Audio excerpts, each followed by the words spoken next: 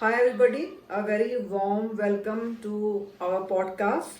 Today we have Ananta Padmanabha, who is a renowned Vedic astrologer and he has a vast knowledge about mantras. So today we'll be discussing about this topic. We'll be doing a Q&A session with him and he's going to answer our questions. Welcome once again. Ananta, a very warm welcome to you. It's a pleasure Hare to Krishna. see you here. Hare Krishna. Namaskaram. Namaskaram. Namaskaram. Thank you for inviting me, madam. Uh, Basically, I am Ananta Padmanabha from Bangalore.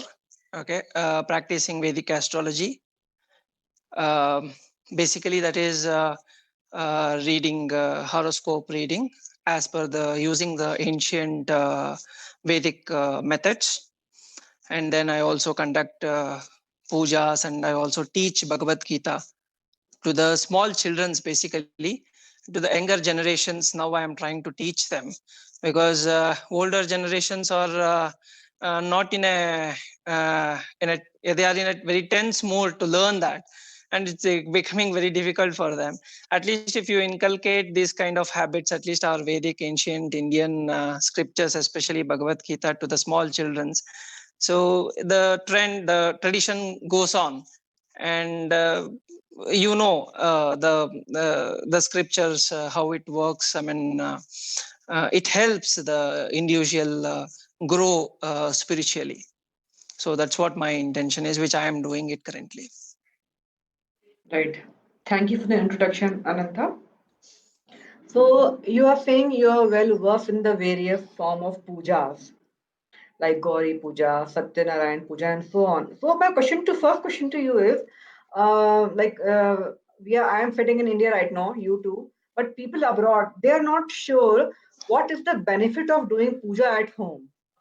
So can you please throw some light on it, and also how often should we do this puja? These are my first two questions. um, yeah, basically puja is nothing but a prayer. Okay, generally. So prayer, in the sense, I think everybody does a prayer for their well-being and their family's well-being. Okay, and doing a prayer in at home is absolutely required, because what happens is they live in that particular place most of their time, and their life and their family also. So it, for their well-being, an effective puja will always give benefits. It is not possible to measure. Okay, it actually, puja is nothing but your consciousness is meeting with the God consciousness. Okay, that means you are inclined, you are not deviated with any kind of worldly, what you call any kind of tensions or anything like that. You will forget everything and you will be only dedicated towards God. That particular 5 minutes, 10 minutes of prayer, what you do, so I feel that will bring a lot of benefits for one particular individual who practices it. It is nothing but like we having our food daily, we are taking a bath daily, we are doing the puja also daily. So that should not be separated from any one person, actually, person's life. For this, there are certain very elaborate pujas like Satyanarayan home, for example. It, to my understanding, it takes you about an hour or more than that sometimes to conduct a Yeah. particular Satyanarayan puja. So, can you tell me how often a person can do this at home with the help of people like you or themselves? You are talking about pujas at Pujas home. at home. See these, Elaborate yeah, puja. yeah, I'm not these saying pujas, praying for 2 minutes. Elaborate. elaborated one. Yeah. See, basically Satyanarayan Puja, I'm talking about one particular puja called Satyanarayan Puja, as you have raised it. That is as per Puranas, what we have got in our scriptures, stating that this can be done. This can be done on any day. That's what it says. Okay, and basically there are types of doing it. Like yearly once people will do. Okay, like 4 years they'll continuously do. 5th year they will do the puja and they'll conduct a fire sacrifice or homa or something like that, and then they will say that I have done this particular procedure. Or else people are there who does the puja every month on a full moon day. Okay, there is a process, like they have to fast till evening and then they have to conduct puja that goes on for 1.5 hours to 2 hours. So this is how the process goes. Generally, if you want to say in this particular busy schedule and all those things, then yearly once conducting at home is a beneficial. Okay. I have a question here right now, Ananta. Like there are certain Indians who are sitting in USA, Canada, and they want to get these pujas done at their homes in Canada by people who are India. Like you are renowned astrologer and you're very experienced in puja. So is this possible that you can do this puja sitting here in Bangalore for them? This is a question I get asked. This may sound weird, but I want to know this. So Ananta can do a puja to my client sitting in Canada, and will it benefit? It will definitely, because there are two types of doing this. Okay, one is one as per our sages or as per our scriptures, there is one way of doing it. Is behalf of the particular person, we will do a sankalpa. Sankalpa means we will chant few mantras stating that behalf of so and so person who is born on so and so nakshatra or so and so rashi, okay, or gotra, and we are conducting this puja as per his particular wishes. Okay, and please provide, I mean, whatever the good things which is supposed to come from that particular puja should go to that particular individual. This is what the sankalpa, what we do generally, and we conduct the puja. That is one way of doing it. Secondly, as you know, the technology has improved. So the we can conduct puja or chant mantras from here, and they can do the puja there, and the vibrations in which ways they will hear to us our mantras, and it generally it pass on. It's basically mantra is mananat trayate iti mantraha. That means you have to chant it as and when you chant it with a particular that a sound which reverberates, right, that creates an aura. Okay, because of that it helps whether he is sitting in any part of the world, he just have to listen to it. And we, the people who are conducting behalf of him, we have to chant few, take down his details, birth details or whatever it is. As per that, we have to do the sankalpa and then we can do it. Absolutely, it is possible. Okay. At this point, I have a question about mantra chanting. Like our scriptures and our holy book says, there are certain mantras, the chanting of which increase benefits in the areas such as health, wealth, and happiness. For example, take Om Namah Shivaya or some Lakshmi mantra. So many people say that I have been chanting this mantra and nothing is being impacting me. I'm not benefiting. So can you throw some light why certain mantras do not help people as they hope it will be? What is the reason? Why is the impact See, different? Yeah. yeah, I'll tell you. There are certain mantras. Okay, if the mantra is the line of the mantra, if it is as low as possible, then the benefit is maybe more. Okay, it will be easier for the person to concentrate. For example, if it is a very big mantra to be chanted, a line or 2 lines or 3 lines continuously, he has to do it for 100 times, 108 times, he will definitely lose his concentration. For example, as you rightly said, Om Namah Shivaya or Om Namo Narayanaya, Om Mahalakshmi Namaha, something like that. Okay, this can be chanted.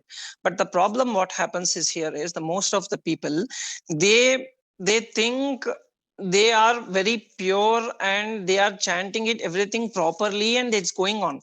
It's nothing like that. I mean, okay, there should be some kind of a place needs to be a proper place they have to identify, where which is very neat in terms of the place, okay, and which is having less disturbance. Okay, as we are doing it currently, there should not be any disturbance. So for puja, it should be more peacefulness should be there. Okay, and neatness should be there, and with that, what will happen in the sense the mind will get concentrated properly. They can concentrate on that particular mantra, and if before doing a particular mantra, okay, there is a small pranayam. Okay, pranayam in the sense they don't have to close their noses or something like that. They can take few breaths. Okay, inhale and exhale if they can do it. Okay, for few times, and then start chanting mantra. Their concentration comes on that particular mantra. Because of the concentration, what they are getting it. Okay, then the benefits will always show. Number one. Number two, what happens is there are two types. One, you chanting it loud. One, chanting it inside yourself. Okay, chanting it loud is not considered as much favorable. Okay, chanting it inside is considerable as more favorable and more effective. So you understand, I believe. So that's how actually it happens. Alright. So that's the reason people not tend to get effective results out of these mantras. Because, for example, there are a category what we call Brahmins, or they are having a ritual of doing every day a certain mantra, japa, and all those things they are supposed to do. What we do it generally. What happens is we have seen it. Like we do japas in such a rigorous manner that whatever we are inclined to happen, like most of the time, okay, it is going to, because what will happen in the sense our concentration level will be much more higher. Okay, because that's a aesthetic kind of environment which we create ourselves to chant a mantra. So that is what it is. Wherever we sit on a sofa, we sit on a bed, we sit somewhere else, we sit on a balcony, and we start chanting the mantra. Getting a result out of it, I am not sure about it. Okay, so I have seen people just today, these days, Google is a very popular form of finding mantras.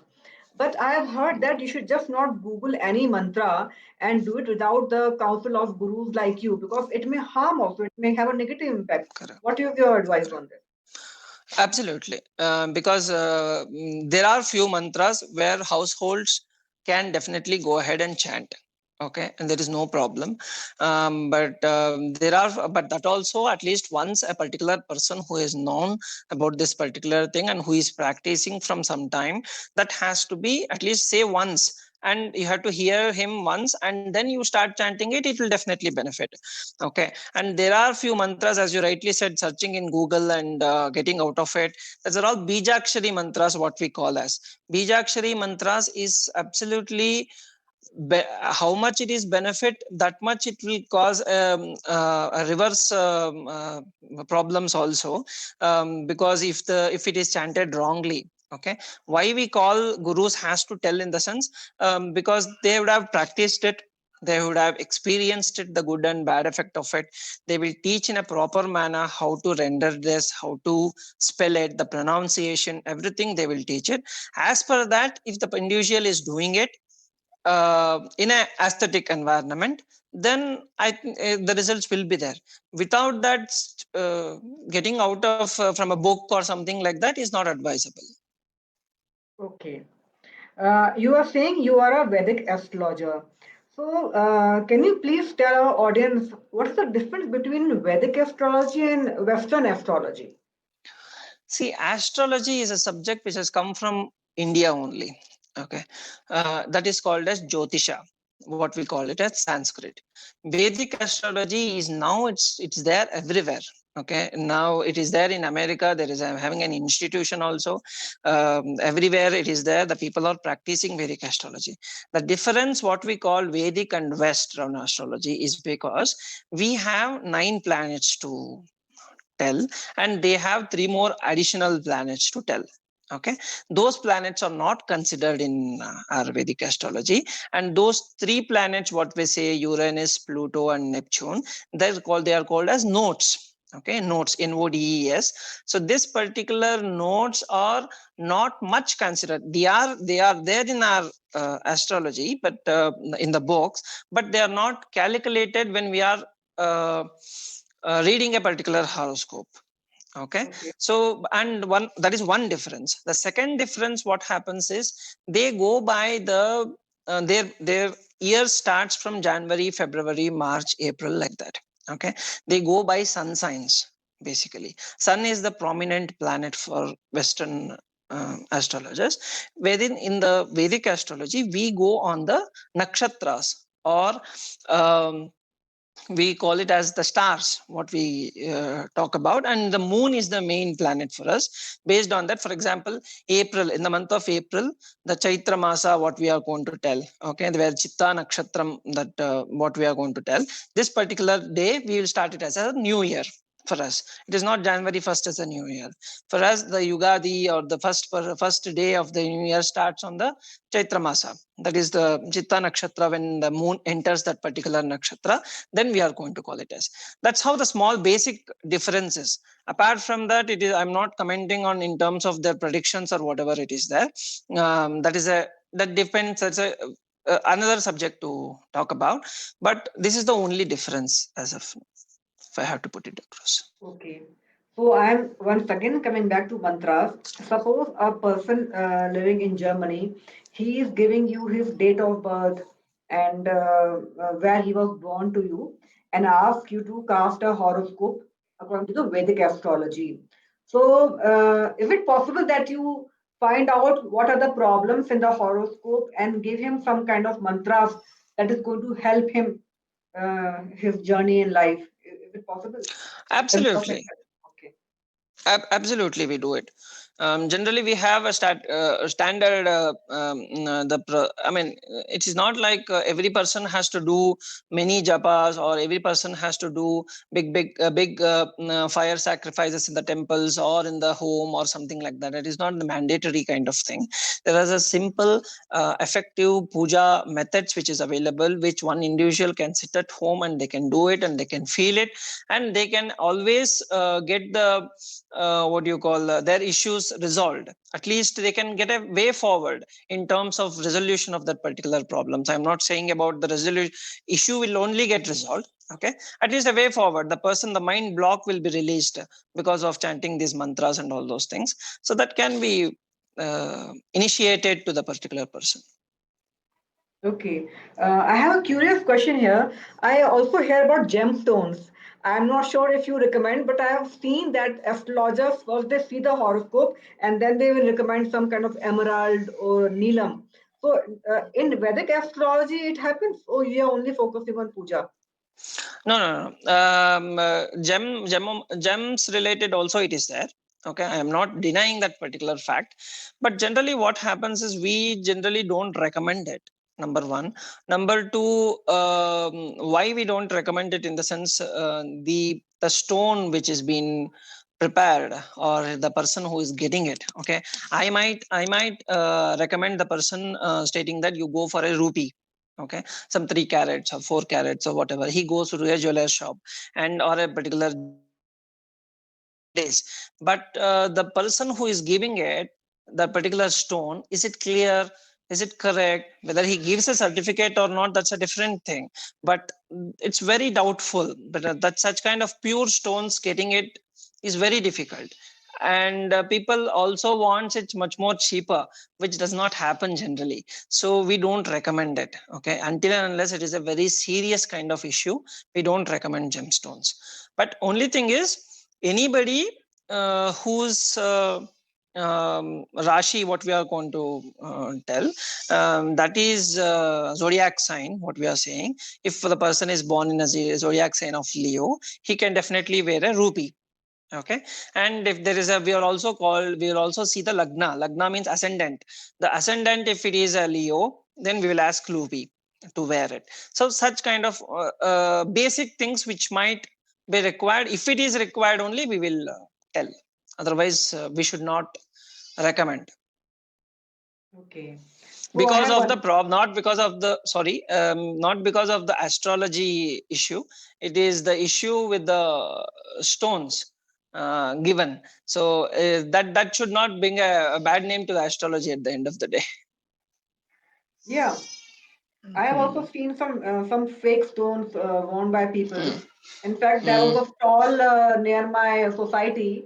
The stone, he was saying it is Neelam. Neelam is a blue stone. He was selling it Mm, for rupees 450, mm, 450 rupees only. And there were so mm. many people standing to buy it. And I have seen that people of Neelam come for 2 lakh rupees. Correct. I have seen on website. So it was so contradictory. How can a stone which is 2 lakh rupees can be sold for 450 rupees? Absolutely. There's so much things are happening. It should be like, it will be like confusing the people. And generally, what will happen? The person who has told itself will be blamed, not the place where he has bought it. So that's how it is. Yes. So, Ananta, I have one more question for you before I take your leave. Since this podcast is for well-being session, well-being advice, can you recommend a mantra that improves health? You are a guru of mantras. Is there anything you can advise our viewers and See, how there to chant is it properly? yeah, there is one mantra which is coming to my mind, which is very effective. Okay, you would have heard it also. It's a Mahamrityunjaya mantra. Okay. Mahamrityunjaya mantra is absolutely beautiful, and it should be rendered properly, and that can be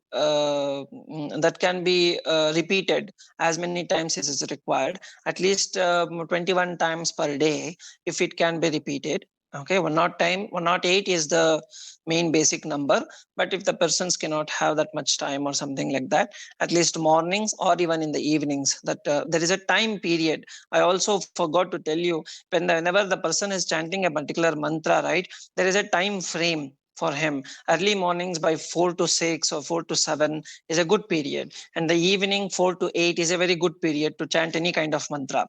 Okay, so that brings more results. And coming to this well-being, the mantra is the Mahamrutyunjaya mantra, that is Trayambakam yajamahe sugandim pushtivardhanam urvarukamiva bandhanat mrutyor mrukshi emamrutat. So this particular mantra can be chanted anybody. Okay, this leads to Lord Shiva, and it will give you the health what is required. And it actually, there is saying that it cures diseases also. So this is one.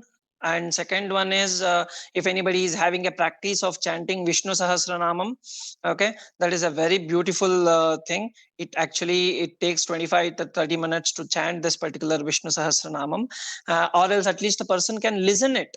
Okay, if he cannot pronounce it, at least he can listen it. There are videos available also. What happens is, according to Ayurveda, according to Charaka Samhita, the Vishnu Sahasranamam is considered to be the medicine for all diseases, like our coronavirus, what we are having it Yes. currently, all kinds of viruses. There was a saying, a student asking the Charaka, the person who has written this Ayurveda, stating that every ill is having a pill. Okay, what to do? Or, do we have every pill for an ill? Then he says, no, we cannot prepare a pill for every ill. Okay, there is only one final mantra available, that is chanting 1,000 names of Lord Vishnu, that is Vishnu Sahasranamam. If this can be chanted continuously every day, nobody should have any kind of doubt in their mind that they will be affected by any kind of illness. This is a proven study, which I'm trying to tell you authentically. So, as you rightly said, it may not be possible for a person not knowing Sanskrit to chant Vishnu Sahasranamam, especially if somebody is not living in India. So, can they just take a recording of it and put it Absolutely. in their home? So, Absolutely. okay, Yes, yes. Or else they can put it into the earphones, and they can just 20 minutes, 30 minutes, whichever they can allocate to themselves. Go into a particular meditative mode, close your eyes, and put the earphone with a small music background. You can listen to it. 100% it will go on very nicely. I have seen the results. It is a beautiful thing. okay. So, I have many viewers outside of India, as I've told you, and they are very much interested in this our Bhagavad Gita recitation. So do you have any advice on them, people who are not familiar with Sanskrit or Hindi, but they want to know what Gita is? So how can you hold a session for them, and how much time will it take? Just a general advice, how they can, benefit them, and how can what should the approach be? It's a general question. I just thought if you can, you understand my question? See, Yeah. Bhagavad Gita is basically it's a book where it teaches how a man should lead his life. This is the basic summary of the Bhagavad Gita, and the student is Arjuna, and master is Krishna, who is God, and God itself. He is rendering this particular sentence. Okay, so now this not have the able to chant the or Bhagavad Gita or whatever it is there, then we can try to teach them. Okay, try to teach them, and you cannot have a timeline for this. If you do, if you, it is very difficult. If you're not able to grasp it up so fastly, then you should not have a time limit also on this. You should at least spend at least 15 minutes, 20 minutes, or half an hour time a daily basis, and try to learn word by word. We are procedure of teaching the chanting. I am teaching it to the 5 years old and 6 year old. Okay, 5-year-old and 6-year-old, you have to chant, they have to chant, and they have to render that particular thing. You should understand that we should focus on their level. Okay, same goes with the person who does not know the Sanskrit also.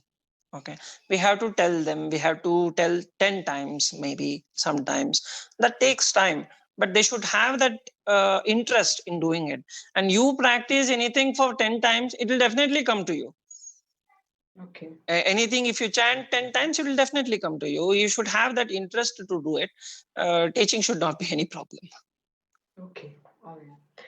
So, Ananta, I have come to the end of my questions for you. Is there anything, any advice you want to give to our viewers? Anything from your side? See, basically, at this particular juncture, when there is a trauma which is going on outside in the world completely, and the people are suffering everywhere, even so, then they should have they should start. I think the people will start developing. They are not mortal anymore. Okay, they should think of spirituality more, and that they should think of God consciousness more. Okay, that will only give the peace. Okay, and so that's what my thing is, my advice is, if I have to, my suggestion is, if I have to put it across. Okay. Okay, Ananta, it was wonderful talking to you. And Same here, I'm madam. sure my viewers will tremendously benefit from the knowledge you have given us today. And Thank you. this, thank you for your time. And I hope to come back to you later in future if I have some more questions. And Absolutely. all right. Thank you, Ananta, for joining Welcome. us. Have a Thank nice you. Hare Krishna. Namaskaram. Thank you.